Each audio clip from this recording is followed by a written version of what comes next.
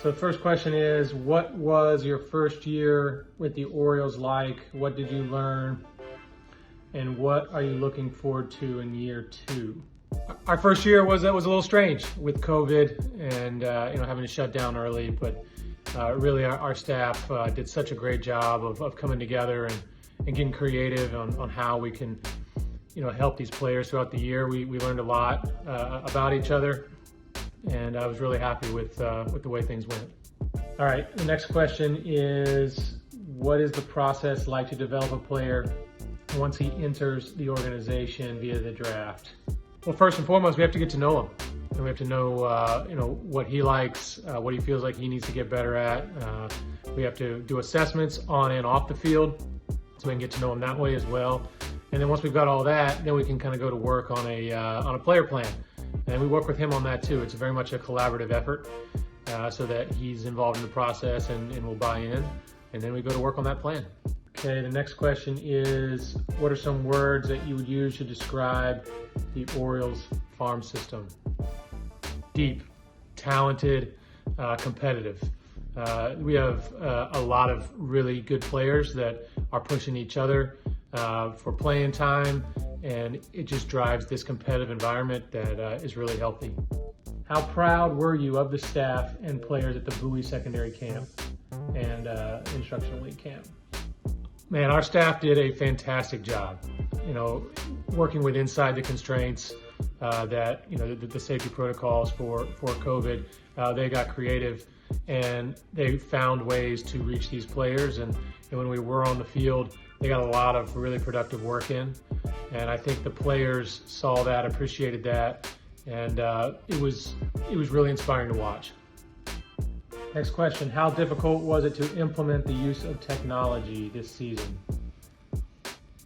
It was different, but not impossible. At the sites, at the alternate site and then Instructional League, we used the technology there pretty much the same as you would, during the season. For the players that weren't there, we were able to send some of them some technology to use to kind of report back to us on how they were doing, but that was definitely more of a challenge. Okay, and then the next question was, can you discuss the rising tide mantra?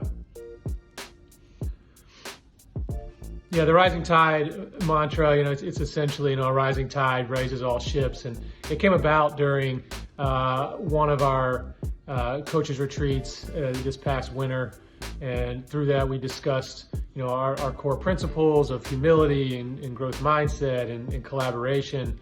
And everyone just sort of jumped on board and realized that, if we push ourselves and we push each other to get better, as we rise, so will the organization.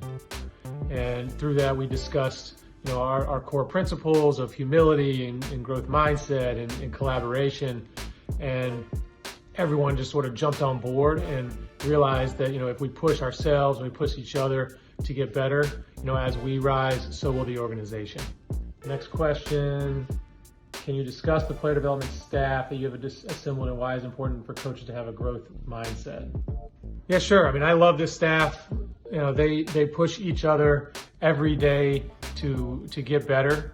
And that's essentially what growth mindset is. It's having that intrinsic motivation to proactively seek out ways to do things better and for us to continue to learn so that we can provide, the best development experience for the players using the best techniques, the best practice designs, and just continually pushing. And that's really why growth mindset to us is really important. How were you able to keep in contact with the minor league players throughout the year? This year we used all forms of technology, text messages, phone calls, Zoom calls, FaceTime messages. We used it all.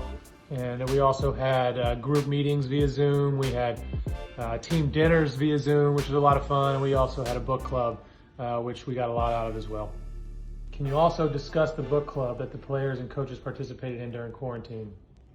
Yeah, the book club was one of the more enjoyable things we did this year. It was full of players and coaches and front office staff, and we read 5 or 6 books, starting with Carol Dweck's book Mindset on growth mindset. She actually joined us for one of the calls, which was pretty neat. She answered questions and talked about topics from the book. But after that, we read books on humility and on mental skills and on perseverance. And it was just a great time for us to get a little more vulnerable with each other and talk about these topics and kind of come together more as a group. Who are some of the younger players that might be household names to O's fans? There are a bunch of them. This is a pretty deep group of players. And, if I was a fan of the Orioles and living in Maryland, I would go out and watch some minor league games as soon as that you're allowed, because these lineups and teams are going to be full of highly talented players and competitive rosters. And that's going to be really fun to watch.